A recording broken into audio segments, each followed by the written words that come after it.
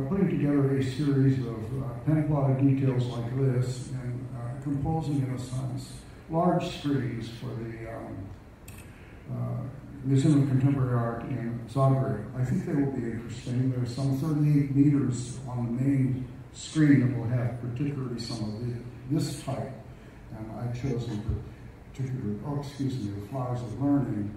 And I wanted you in particular to see this one, because even here yet you're almost able to see the, if I can get it up here, right here, you can see a little bit of the pen strokes. A drawing like this takes a tremendous amount of patience and time, and of course it's still old school in a sense, because I still continue the traditions I grew up with as a painter. And I realize, of course, it kind of isn't exactly like what we think of when we think of what we can do with electronic arts today. And yet, in some ways, it does connect to the past.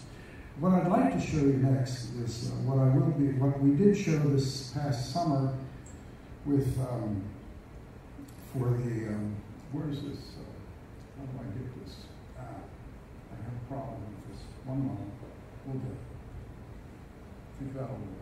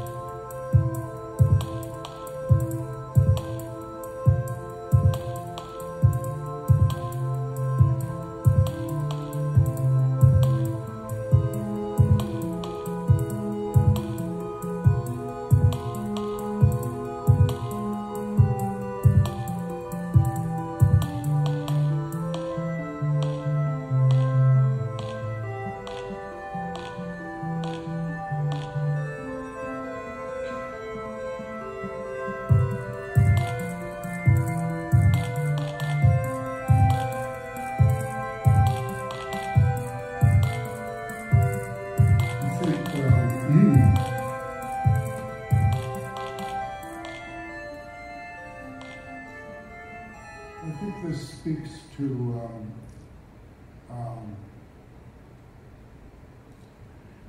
one more aspect of what can be done with drawings like this. What we did, this is really a part of a document, and I did work this out with Steve Gates, who presented a White Night in Minneapolis in June of this year, and we projected the entire process from the first line to the end, which took over 8 hours. We began at dusk and we finished at dawn. And in a sense, I scaled the drawing so that it would take approximately 8 hours.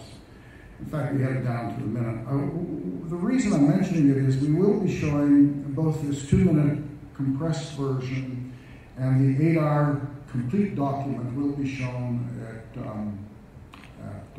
Zagreb, at the Museum of Contemporary Art towards the end of the month, next month, in October. I think it's October 24th, the week of the 24th. This is interesting to me because I hadn't thought to get involved beyond what I was doing. But let me, yes, these are the screens at the Museum of Contemporary Art in Zagreb, where there will be a series 1 week for Chuck Story, a week for myself, a week for Paul Brown, etc. And these screens are 28 meters. The screen to the right, this is a 28-meter screen, this is 28 meters, this is we will run the short version here, the full version here, and a slideshow here. So there will be an entire light show there towards the end of the month. I want to conclude with just showing you a little bit, just 3 slides about my upside down book, one of my last projects while my wife was still living. And she collaborated in a sense because she did the text for these books. And first we published the book, and I also created a 2-story mural for the Fred Rogers Center. This is the Fred Rogers of Mr. Rogers neighborhood, which is located in Latrobe, Pennsylvania. And this was completed in 2008. And there's an image there are a number of people here who knew Alice quite well. And this is an image of Alice and myself on that day we completed that work. I think with that, I'll pretty much like to conclude my observations. And thank you for your patience.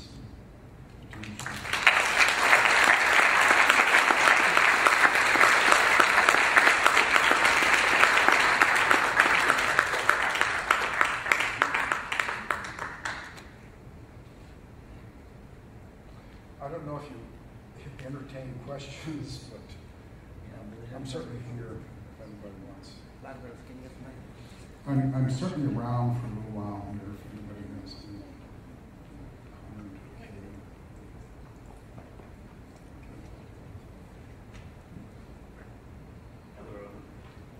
I'm a little hard of hearing, so someone might have to help me out. And speak a little louder. I'm not going to hear. Yeah, I don't think the microphone's working. It's switched on, but it doesn't mean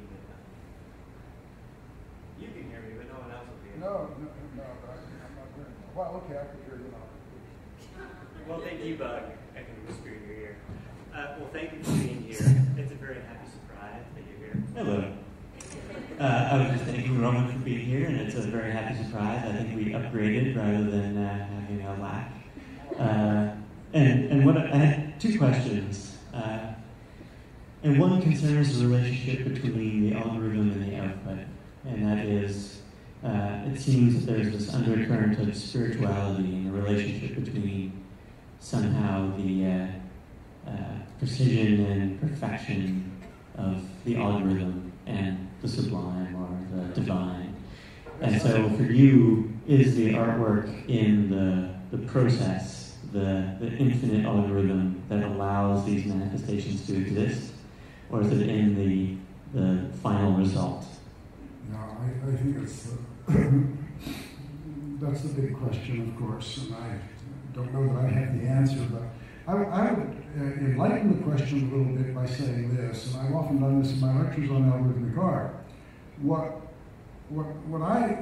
always amazed me is something like this. I recall once, and I've often said this, at St. Paul Chamber in St. Paul, Minnesota, they played Beethoven's Ninth.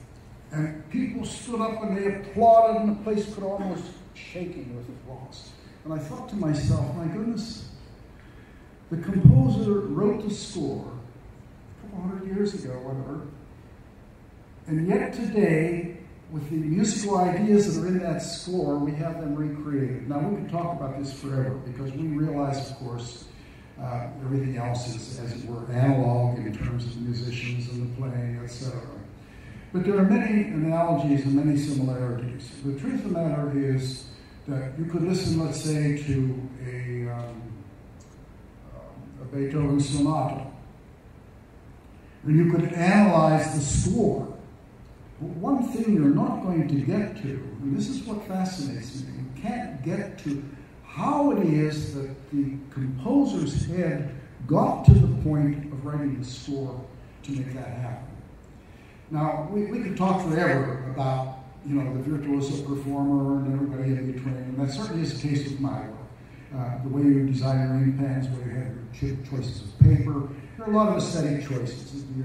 Ink, viscosities, all of these things are issues. The transformation, the translation from idea to physical reality, of course, involves a lot of other things. Yet, at the core, that code contains something that I agree with you. It can be evocative of something we could call spiritual, and people may not like to talk about that, but I'm very happy to talk about that also, because I believe what that's about, and when I use that term, all we mean is that it evokes some experience within ourselves that we ourselves cannot logically explain, or something like that. It transcends material things. So perhaps this is the big question and the big one. I think I once ran into a person who was a computer scientist and gave me a lot of advice. And he said, well, there's code for everything. Well, you think about your DNA, that's code. I mean, hey, it's interesting. I don't have an answer, of course, but that gives you a little bit about my meanderings on the cube. Thank you.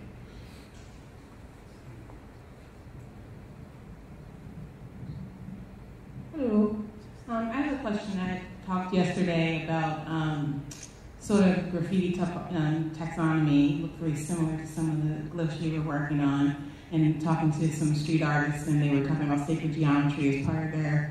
And here you are talking about that as well. And you kind of talked about it, touched on it, but I'd like to hear more about how sacred geometry relates to your process in terms of drawing, in terms of the. Well, my geometry is very elementary. I use, what do you call it, Euclidean geometry, I guess, standard XY. But I think you're asking another kind of question. It depends at what point in my life and when and where. There were times in my life when my rational arrangements were pretty much rooted in a golden section. I was very interested I always became fascinated by things like Fibonacci number series, the golden section, the golden mean. All of these, of course, became part of my repertoire, what I employed in my work. To some extent, it does sometimes enter the work that I do today. But I don't think about it as geometry. I think of, rather, for my work, I have always come to it with an idea about maybe something I would like to achieve and how might I do it. How might I investigate, or it's almost like a research or something, where I want to see what would happen if. And I went beyond the idea of doing it the way I did as a painter, and rather the way I might do it as I bootstrap and learn a little bit more about how my code works. So I'm not able to clearly answer you, but that might give you some idea about it. I'm not, maybe I didn't quite get the question right, but that's about what I could say. That's fine.